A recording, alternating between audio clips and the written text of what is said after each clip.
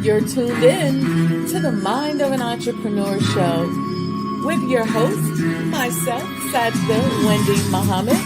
I am a multi-million-dollar business developer. I have developed business and real estate around the world, and I want to share with you my mental strategies, my technical strategies, and how I made it in the world of business. So I don't teach theory. I tell you about my life and introduce you to people who can also share with you what they've done to become successful.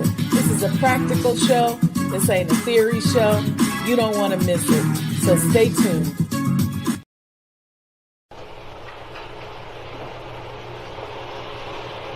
O Allah, guide me among those whom Thou hast guided aright, and preserve me among those whom Thou hast preserved, and befriend me among those whom Thou hast befriended. Bless me in whatsoever Thou dost grant me, and deliver me from the evil of what Thou hast judged. Surely Thou judgest, and none can judge against Thee, and he whom Thou befriendest is not disgraced. Blessed art Thou, O Lord, and exalted be Thee above what they set up besides Thee. I bear witness, nothing deserves to be served besides Thee, and I bear witness that Muhammad is Thy servant and apostle. Amen.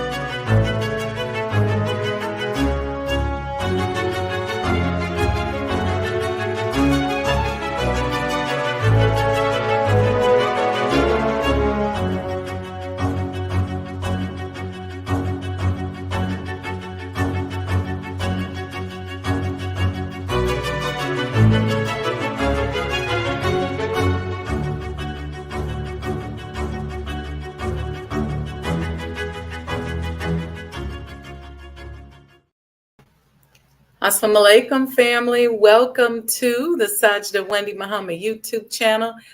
Give me a thumbs up if you can hear me okay. I am out on the road doing some speaking, so I'm in a hotel, and sometimes the internet's a little shabby. So give me a thumbs up in the chat if you can hear me okay.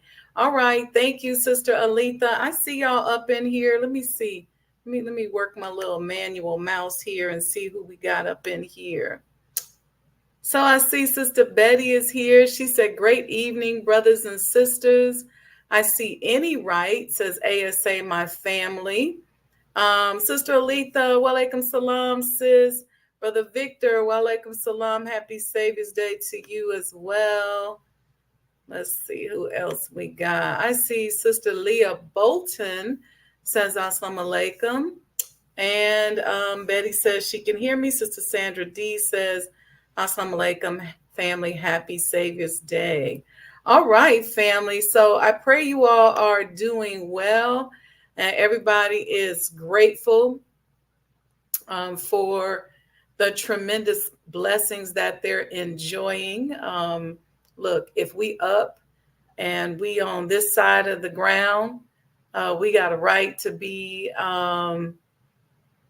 Victor says, that's my daughter. I'm not sure who he means. But okay, Brother Victor's daughter, whoever, welcome, welcome. I'm sorry, I don't know what name it was. But welcome, sis, whoever Brother Victor's daughter is. Yeah, so anyway, yeah, just being grateful. Just really, really be grateful. I've been walking into some really big blessings and opportunities, literally since Savior's Day, and I'm so honored and so grateful to Almighty God, Allah, for just deciding to use me, because that's what it's really all about. So many of you know that we are launching, we're going to be beginning the launching of the digital assets for the commemorative Elijah coins. So many of you purchased these physical assets. I'm going to tell you a little bit about the physical asset and then let you all know how you can access your digital asset if you have this.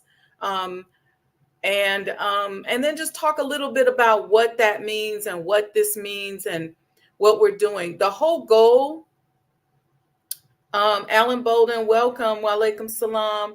Oh, Leah Bolton is your daughter. Okay, praise be to Allah, Sister Leah.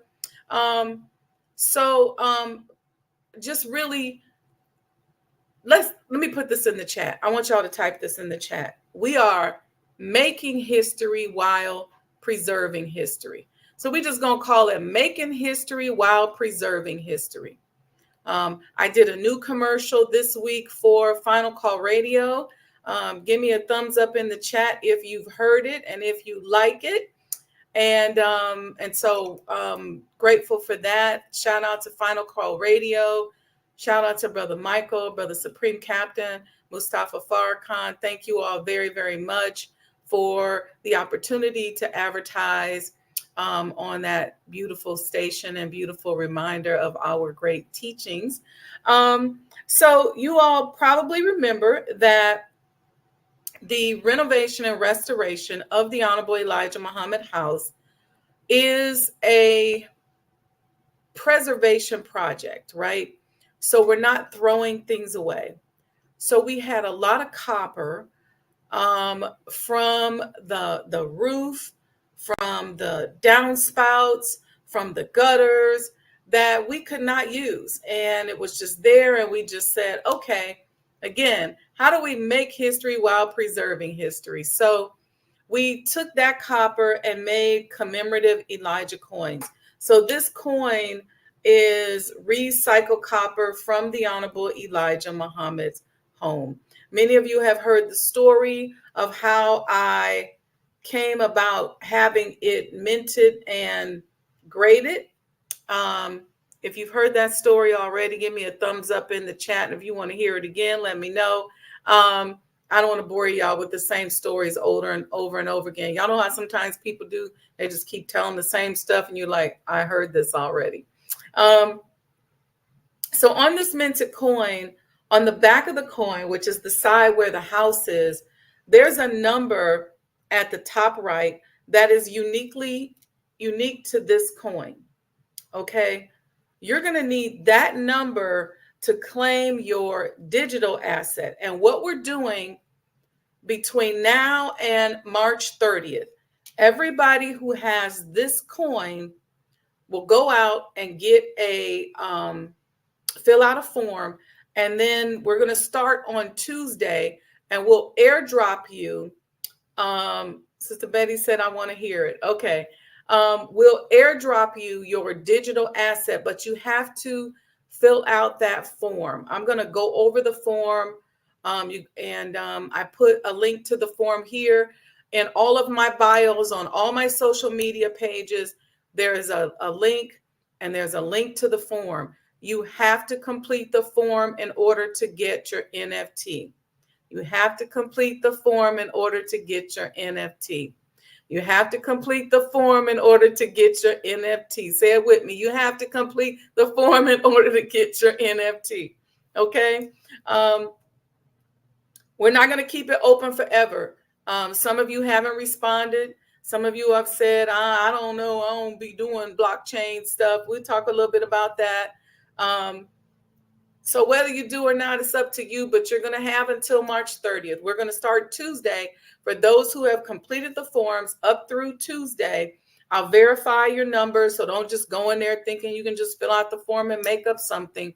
We will verify your coin number to make sure it's a legitimate coin number. You can put the coin in, the NFT in whatever name you want. It'll be airdropped to your wallet on Tuesday. We're going to do that every Tuesday with those that complete the form until March 30th. After that, it will be closed. And so if you have the coin, and even if you bought it, if you was the first person to buy a coin, you get that NFT if you fill out the form and claim your NFT. And then after that, after March 30th, y'all know me, we're going to be on to something else. Okay. But I'm going to talk a little bit about this.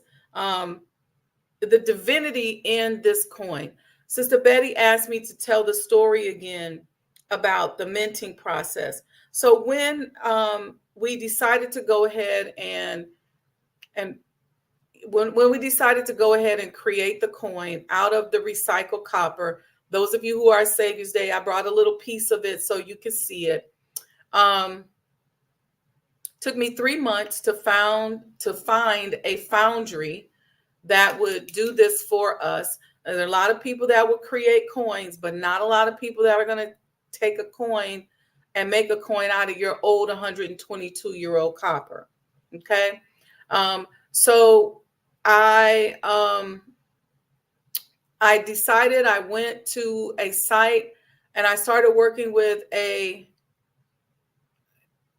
some still don't understand the power of that digital real estate. We're going to talk about that. I'm going to tell this story. So I went to a company, an Asian company in China, and I got this beautiful satin velvet box. And it had a little place for the coin. It had gold velvet on the inside. I mean, it was really regal and really beautiful. And before I went to bed that particular night, I said to the Honorable Elijah Muhammad, "Dear Holy Apostle, do you like this?" I knew he liked the coins. I had already confirmed that. But I asked about the casing because I wasn't sure how to present them. And I said, "Do you like this case?" I said, "If you do, make it plain, make it clear," because I've been really struggling over how to present the coin for a few days, and the answer just wasn't coming. I just wasn't getting it. I was like, man, I don't know. What do I do? And so I finally just said, if you like it, make it plain, make it clear, make it obvious. And I went to bed. And when I got up the next morning, I had a bunch of messages from the company in China that said that the price of the satin box had quadrupled. I think it was something like $28, and it was going to take them 45 days to get them made. And because when you opened it, it had the messenger's face in there, all of this. It was a whole bunch of drama. Not only the price had doubled, then they went up on the shipping. So it was going to be a really expensive box. And I just said, I think that's a sign that I'm not supposed to use that particular box. And so I then had the lady from the foundry called me. She said, hey, Wendy, I wanted to let you know your coins are done. Do you want them minted? And I was like, what's minted? I wasn't sure. I had been a coin collector as a child because my dad collected coins, but I just wasn't up on my lingo. And I said, what's minting? And she said, well, International Coin Graders has agreed to mint these for you, meaning that they'll authenticate them, that it's 1 ounce pieces of copper. They'll authenticate that it actually came from the home, put the address on the home, and they'll give you these individual holograms on the back of here that you can utilize for whatever you want. She said they don't normally do this for coins that are not minted in circulation for use, but they've agreed to do it for you. And I was like, oh, this is what you want. So that is how we got to having the coins graded. And there's just been something about these coins, the divinity of the coins all along. And then I started thinking about, how do we take this to the next level? I think we need a digital asset. And I started, I'm going to read something to you that was put together the other day, but I started thinking about digital assets and NFTs, and how do we preserve this history and make it independent and right down to the modern times so that it goes down in mint to mint. Yeah. So that it goes down in history. I just was thinking through that and started studying NFTs, and I came up with that individual number being your membership number. So as you all know, if you have one of these, whether you get the NFT or not, with this number on the back of here, you can get a membership. You will have a membership. Okay. And there's benefits that the membership has. But I'm going to talk to you about what this number means and what having the NFT will mean that you can do with the coin, with the digital asset. So you have the physical asset, which you've already paid for. You're going to use the form to claim and fill out and get your digital asset. Okay. You cannot get your digital asset if you don't fill out the form. The form is here in the chat. The form is in every link in my bio. And all my bios on social media, you just click the link. It's the first thing there. You got to fill out the form. You have to submit. You have to put your digital wallet information in there in order to get the coin. So many of you have been emailing me going, so what do I do? I keep saying it. You have to fill out the form. You have to have one of these coins that has an individual number on the back. If you only have a pendant, that's not a membership coin. It's only if you have these. If you don't have one of these, you still got time to buy one. When you buy one, we'll go ahead and have you fill out the form right away. If you buy one now, people are emailing me saying, I think I want 100. I think I want 200. Well, all you got to do is send the email, send the money. We'll send you 200 of these and you'll get 200 digital assets as well. So let me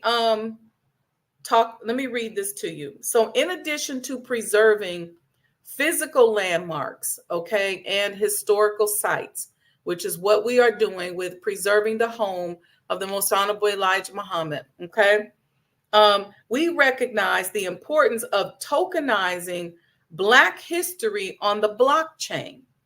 By digitizing and immortalizing significant cultural artifacts and narratives as NFTs, okay, we ensure that the rich heritage and contributions of Black people are permanently recorded and accessible to future generations.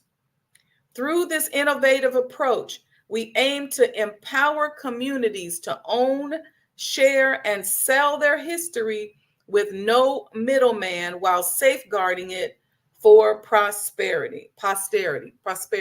Now, when you get your digital asset, let me give you an example. I'm going to give you some ways in which you'll be able to use this digital asset. Let's say you have a reservation for a tour. Let's say it's Friday at 10 a.m. Okay. And let's say there's a 2-year waiting list to get into Sajdah House to see these exhibits that using technology, they're going to continue to change. Let's say there's a 2-year waiting list and at 10 a.m. you got a reservation. You can use your NFT to say, oh, you know what? I can't make it. And you can actually sell your position Friday at 10 to somebody else who doesn't have a membership. You can just sell your membership, let them use it, or sell your digital asset, let them use it, and then you can come at another time.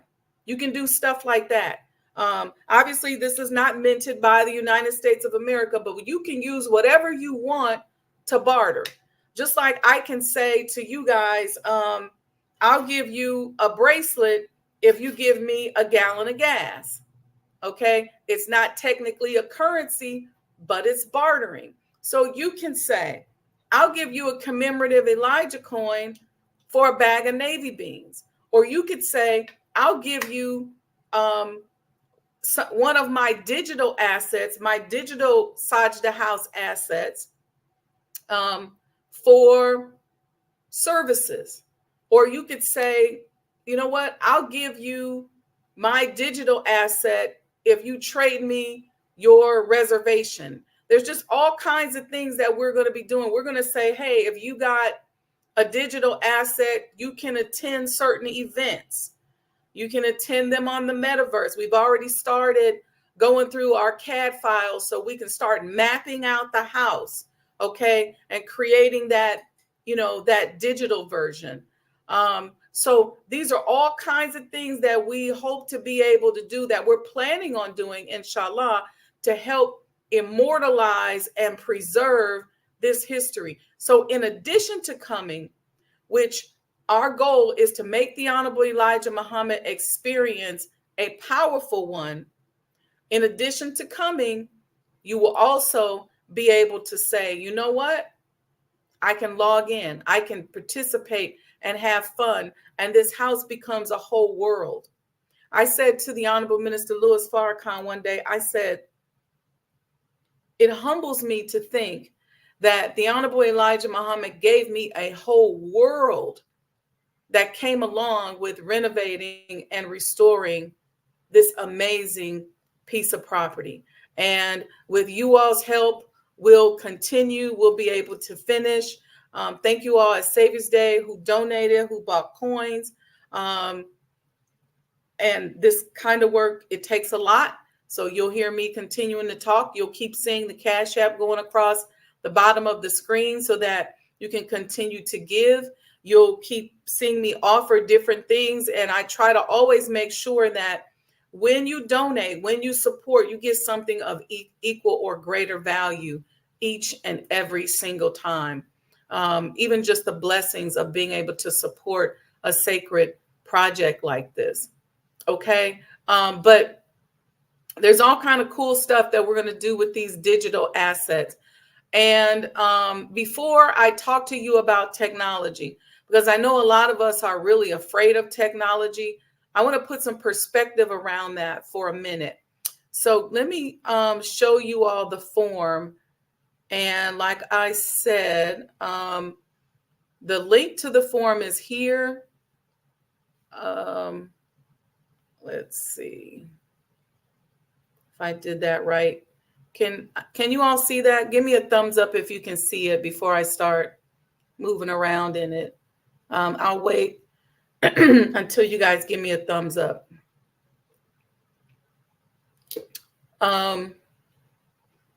But we'll have a conversation about technology that some of us are so worried. And okay, so Sister Letha said you all can see it. Okay, so this is the form. That's the NFT there at the top. It's the Elijah Coin 20, okay, because it's the 2020 edition. The first part of the instruction says, well, the first thing is you got to have one of these, okay? If you can see this coin and you know what this is and you're here and you got it and you know this number on the back, give me a thumbs up. The instruction says to receive your free Elijah Coin 20 Love NFT airdrop download, the Phantom wallet to copy. Okay, so you want to click Phantom. I can't click it here because I'm in the broadcast stream, but you're going to click that blue Phantom, and the blue Phantom is going to show you how to set up your Phantom wallet. Okay, you're going to set up your Phantom wallet, and then you're going to, once you set up your Phantom wallet, you're going to have 3 different types of wallets, and then you're going to cut. It's going to take you like 5 minutes. This is really super easy. Then you're going to cut and paste your wallet address into the form. I'm going to go to the bottom. But if you get confused, this link here that says desktop or mobile is a video that you can follow to show you how to do it. Once you get that, you're going to cut and paste your wallet here. So it says in your Phantom wallet, click Polygon, then receive to see your address that starts with that digit. Then you're going to put this 10-digit code from the back of your coin right there. And then the name, address, city, state, zip code, cell number, and email address that you want your digital asset registered to is what will go there. Okay. I hope that it's really simple, and I don't want you guys to overcomplicate it just because it's technology. Now, let me give you a little perspective around technology. Type this in the chat. God always uses technology to push society forward. Always. Okay? We may think that we're rejecting technology, but he always uses technology. He always advances the minds of the people so that they create something that makes things easier or better for us. Sometimes we misuse the technology, but he's always advancing our minds. Real simple. Imagine people who rejected cars when they were riding on horses, horse and buggy, and automobiles came out. Imagine people saying, man, I'll never ride in no automobile. And here we are, right?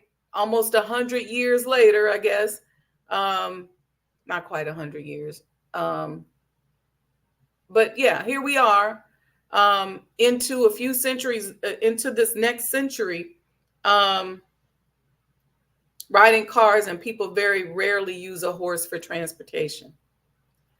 Imagine living at a time where there were no televisions, and then all of a sudden the television came out, and people got black and white TVs and they couldn't believe it, or there was no radios and radios came out. That's technology. How much have cars and radios and televisions advanced our society? First, it was black and white TV, then it was colored television. Think about how when people rejected the internet and they were like, no, people said one day books will be replaced. All those encyclopedias you're buying and that you have on your shelves are going to be replaced by Google or Yahoo at the time. Think about that. And then guess what happened? Most of us don't even have encyclopedias anymore unless you have a collection because you're a collector like I do. But we don't even know what an encyclopedia is. We never seen a physical dictionary, some of us. So that is technology advancing society. Before I move on, you can go all the way back to the Bible. Ezekiel's wheel was technology. The wheel itself was technology. Fast forward, things like video games. We're like, that's so stupid. That'll never go anywhere. What happened? So you see technology advancing society. So you don't want to be afraid of it. And it's kind of one of those things, right, where you don't want to necessarily be the first to use it because you want kind of the glitches to get out, but you don't want to be the last either. Okay. Just the other day, Bitcoin and NFTs hit an all-time high. And you can start studying this and start Googling this and just get into understanding some of these alternative monetary systems. And we have no reason to believe that the current monetary system that we have is going to continue to be in effect. Think about this. There was a time when people rarely used credit cards. Rarely.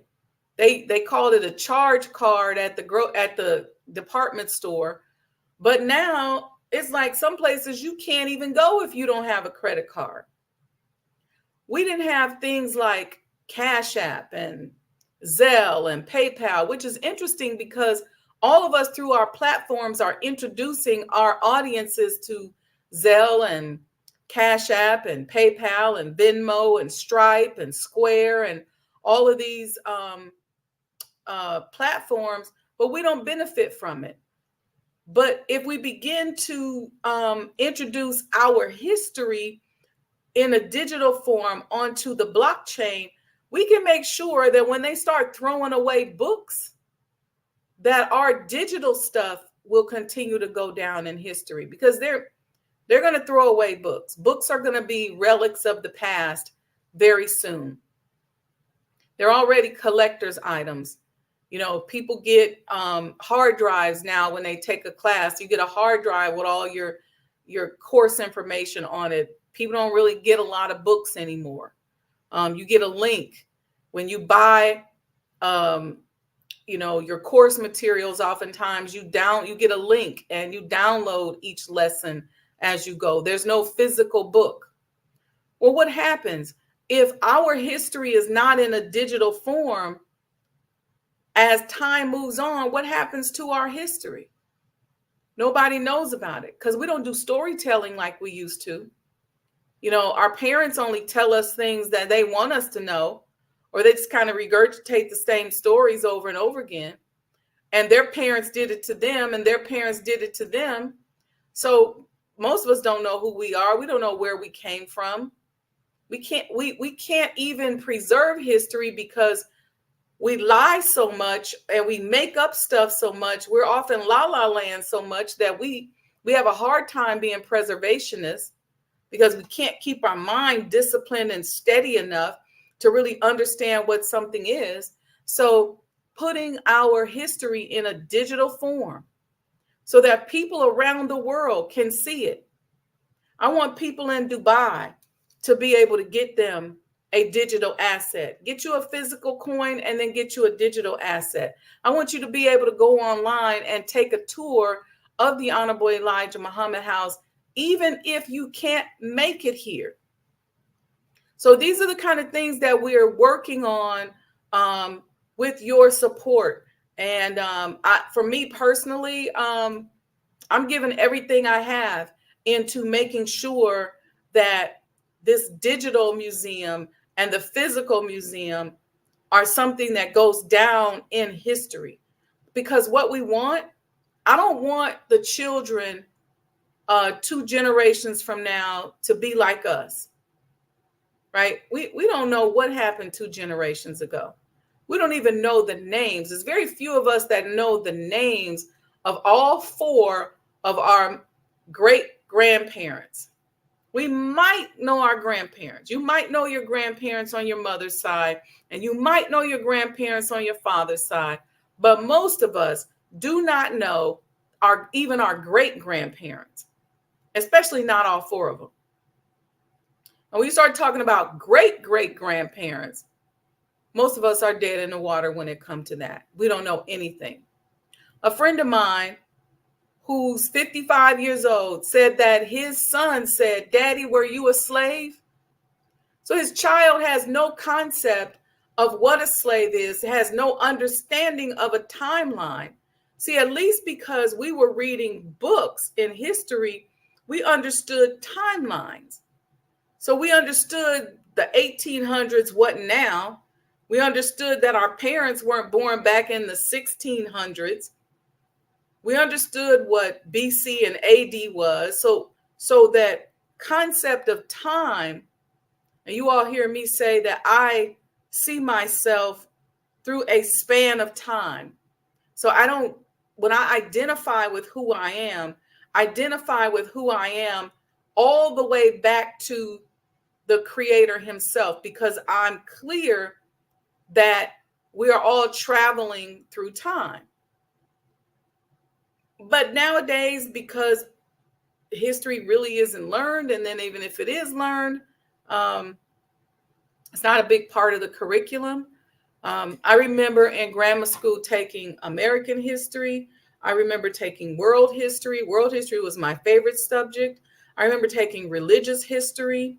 I remember writing tons of reports on history.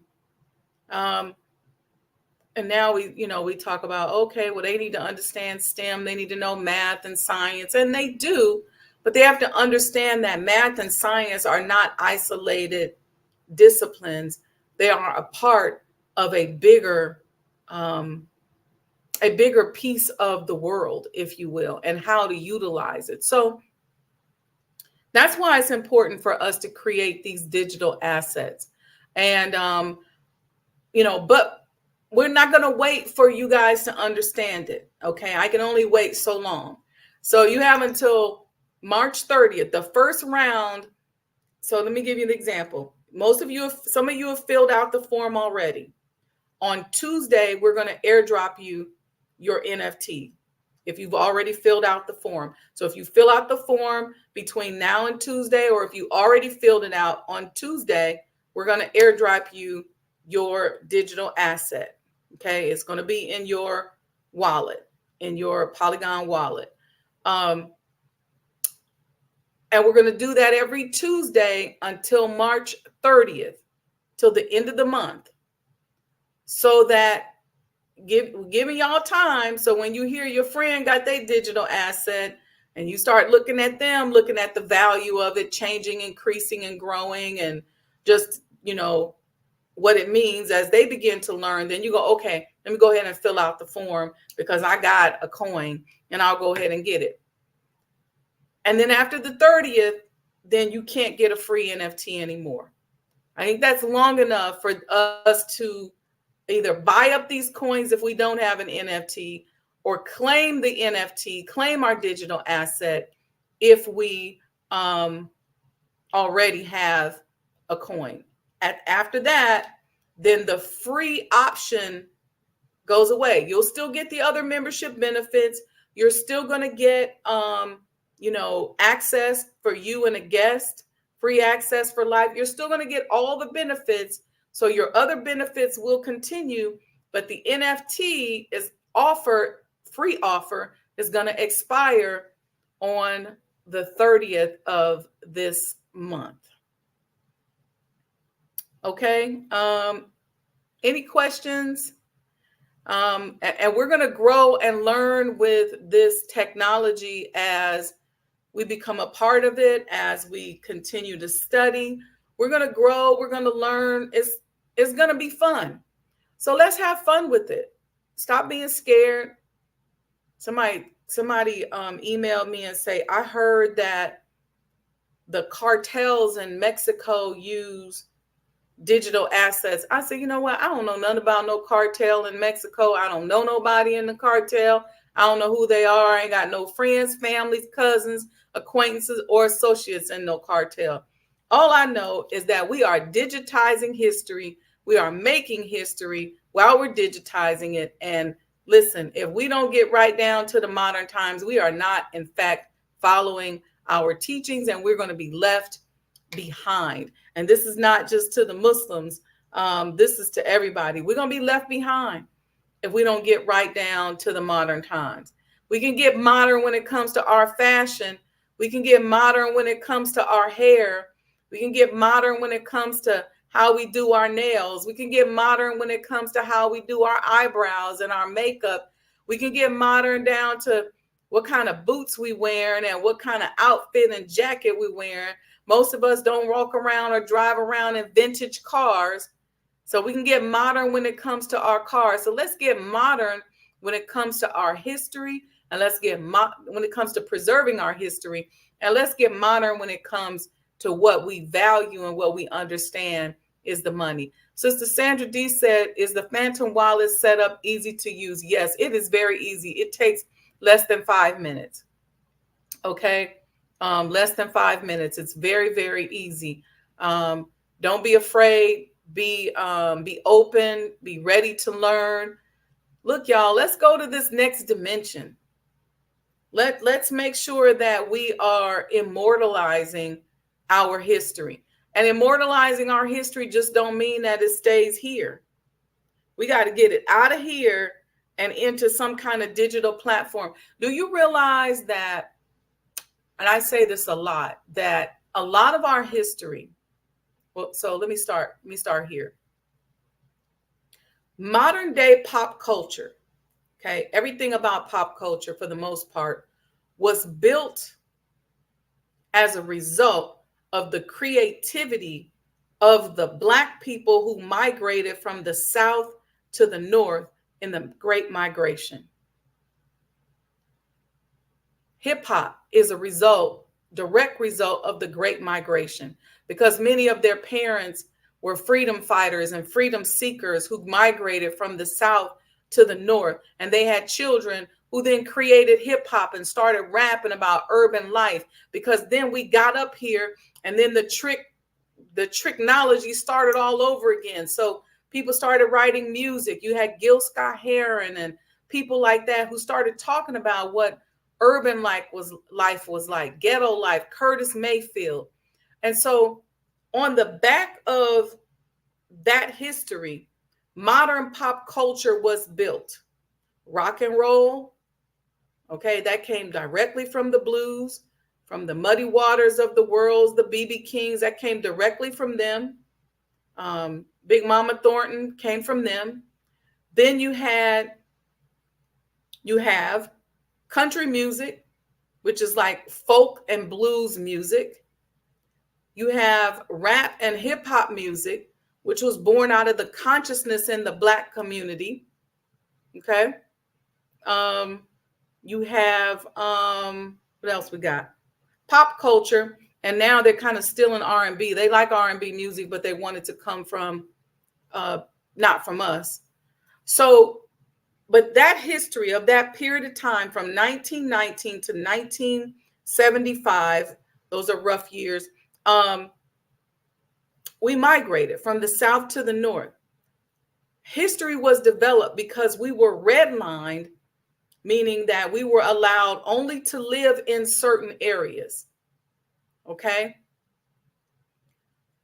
In those areas, the houses of these people who made this great history that has become modern day pop culture was in those everyday blocks, those everyday houses, in those everyday neighborhoods. And then guess what happened? Regentrification began to happen. So as people start to move out of the neighborhood and then come back in, the people who are coming back in don't know that they might be moving into a house where Chaka Khan grew up, or Natalie Cole grew up, or Elijah Muhammad, or Martin Luther King, or they may not know that. And sometimes if they do, they don't really care, because no value has been attached to our history as Black people. Our history was beat out of us. We don't know who we are. We have amnesia because we were kidnapped.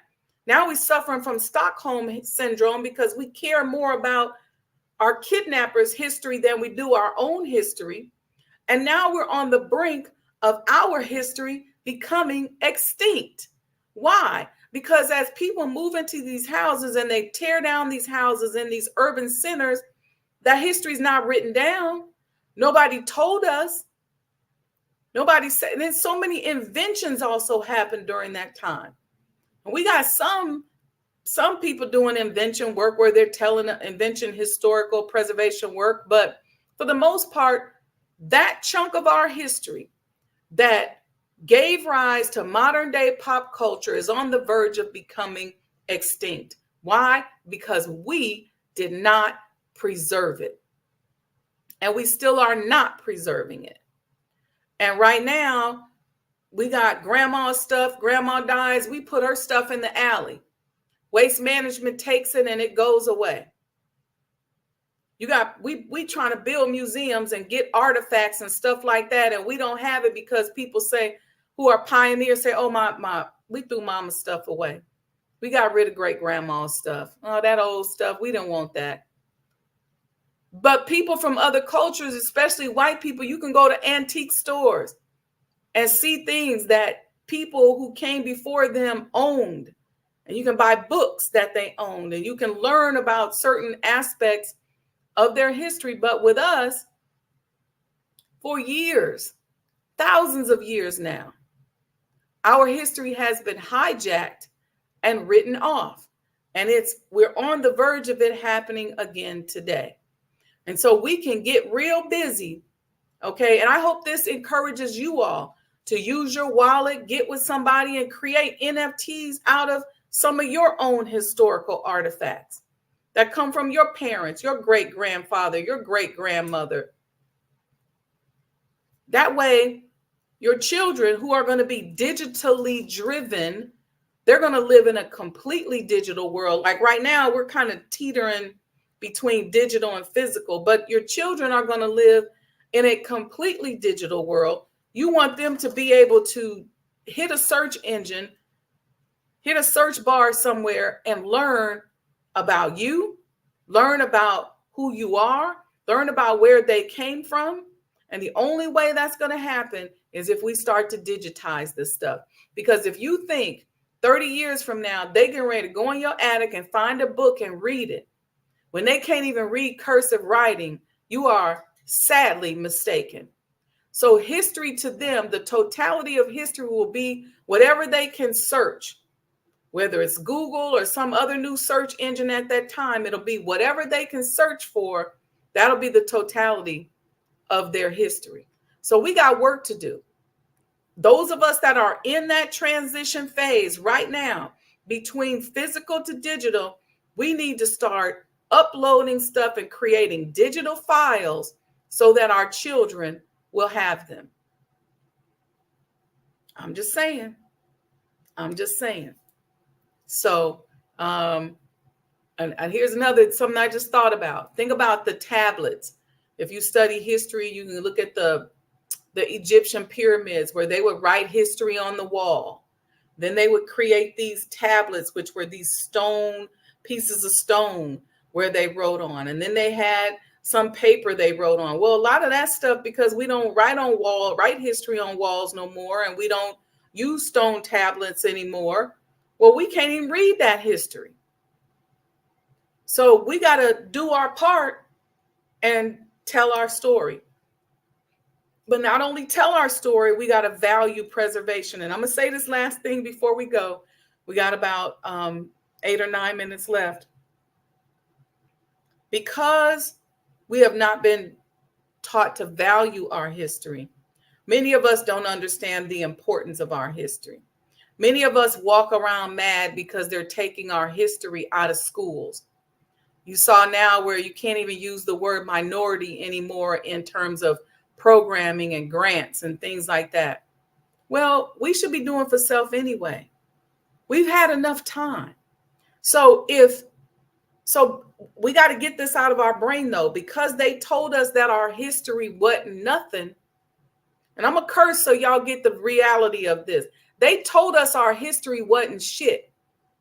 And because they told us our history wasn't shit, we believe our history ain't shit. And so we don't even donate or understand the importance of financing independent preservation. All we do is sit up and wait for and hope that somebody else will pay for us to preserve our history. That's what we do. We go, oh, well, I gotta get a grant to do this. I gotta get somebody else's money. That's fine if that's the business model. But at what point are we going to take our history into our own hands and decide that we're going to invest in? So I'm actually at a conference, and I'll tell you guys about it after I get back. And I'm speaking on a panel tomorrow about hip hop and entertainment. And one of the things that I want to mention to us, there's a lot of money flowing through our entertainers and our athletes. Why not allocate some of those funds to preservation?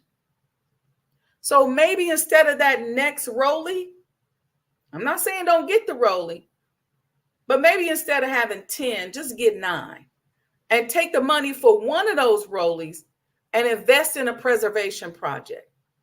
Invest in preserving some art. Invest in preserving a story so that we begin to attach value to our story. Because guess what? You know why they can take it out of history? Because they put it there and they financed it. We're not writing no books about our history. So we can't get mad at them when they say, we tired of paying for y'all history. Paying for our version of y'all history. So we're just not going to put it in there at all. We're not even going to put your history in school. We're not even going to teach your children about their history. We don't want to allocate no tax dollars to it no more. We don't want to do any of that. Well, who can we blame? Ourselves. Because as civilized and responsible people, we should begin the process of preserving our own history. It's like taking out your own garbage or burying it dead. When you become civilized, first thing you should know to do is what to do with your garbage and what to do with those of you all who have passed on to the ancestors. What do you do with the body? Do you leave it in the house? No, you learn to take it to a cemetery and give it a proper burial. Well, then what happened? What happened to where people came from? You should, if nothing else, you should be preserving the obituaries of your family members. There's history in those obituaries. That's how we find out a lot of times how many children somebody had, how many times they were married, where they worked, who they knew, what the real name was, what the birth date was. So it's time for us to own and monetize our own history. We have to begin to invest in preserving our history. That's why I'm on y'all. And I believe that Allah said, he said, okay, I'm going to let her have enough of her own money to the tune of over $5 million. But this last little almost 500,000, I'm going to make her convince the people that it's worth it for them to invest in their own history. Because otherwise, people just looking at me like, she's stupid. I wouldn't have did that. Because we don't care about our history, but somebody got to make the sacrifice. Somebody got to donate a little bit extra. Somebody got to give some money to preserve. And I'm saying those of us that have deep pockets, if we're athletes, if we're an entertainer, me, I'm a business person. And I said, okay, this is what I'm going to do. I'm going to invest in preserving. How many of us are keeping journals and documenting? I love seeing after Savior's Day all the digital historical videos of people documenting their journey. It's important. It's important to your children. All right, y'all, I'm going to get off my soapbox. Go out there, claim your digital asset if you already have this graded coin. If you don't have a graded coin, we still have some. I thought y'all would have sold us out by now, or bought us out by now, but we still have some. It's worth it. Okay. It's just like the stock market. If you save $50 a week and invested in some kind of stock or invested in something, you don't know how much money you'll have. A year from now, 10 years from now, 50 years from now. I'm pretty sure that this is going to be worth a lot. And I'm not saying even that you do it thinking about what the worth is, because that really isn't important right now.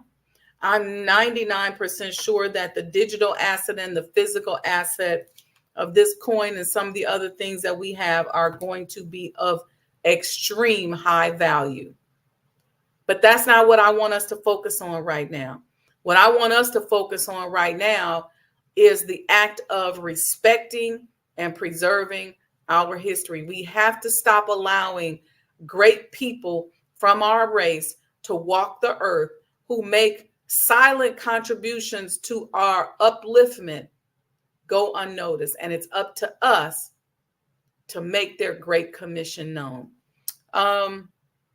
Sandra said, yes, making me think about something for our upcoming family reunion. Yes, ma'am. Your upcoming family reunion. Digitize as much stuff as you possibly can.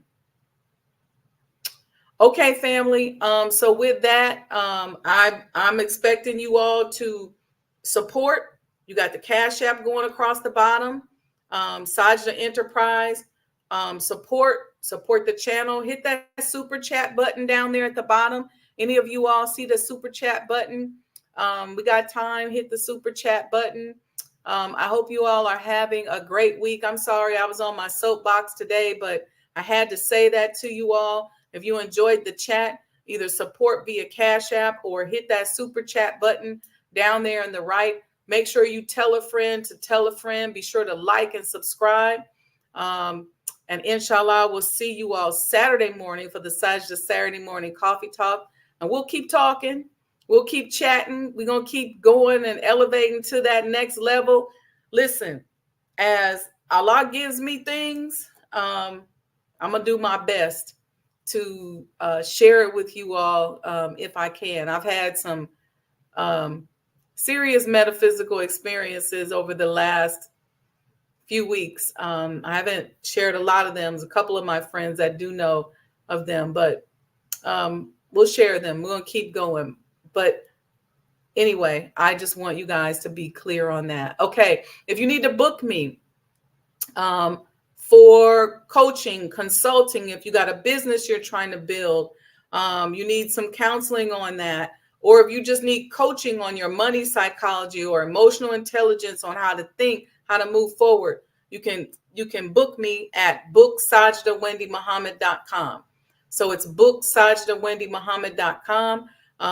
If you need help building your business, if you need help expanding your business, growing your business, if you're about to go through something and you need some finishing training, I'm here for you, and you can book me there.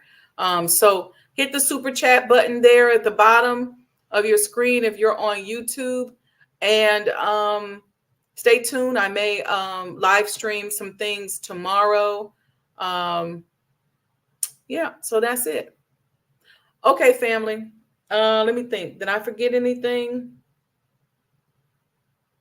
I may have, and even if I did, I'll come back and tell you all. I'll come back and try to do a live and remind you all, or remember for coffee talks. But spread the word.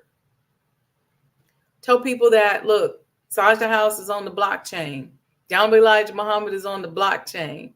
Okay, which totally makes absolute sense. Okay, family. All right, y'all quiet. Give me a thumbs up in the chat if y'all good. We got about 10 seconds and then I am out of here. Gratefully Golden, I forgot to acknowledge you. I saw you join the chat. Let me see, did I miss anybody else? Sister Dawn, I'm sorry I missed you, sis. Sister Dawn is one of our experienced reps. If you have questions, you can absolutely reach out to Sister Dawn. Sister Dawn, put your email or how you want people to reach out to you in the chat, if you will. You can get your coin from Sister Dawn. If you don't have one of these and you want the physical coin and you want the digital coin, you can reach out to Sister Dawn. She's going to put her information in the chat. We have other experienced reps. They're not on here. So right now you all can reach out to Sister Dawn. Okay, family, with that, I see Leah Bolton gave us a thumbs up. Anything else you want to say?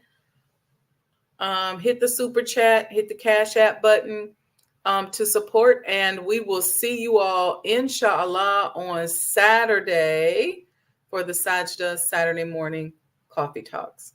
All right, y'all. Peace and blessings.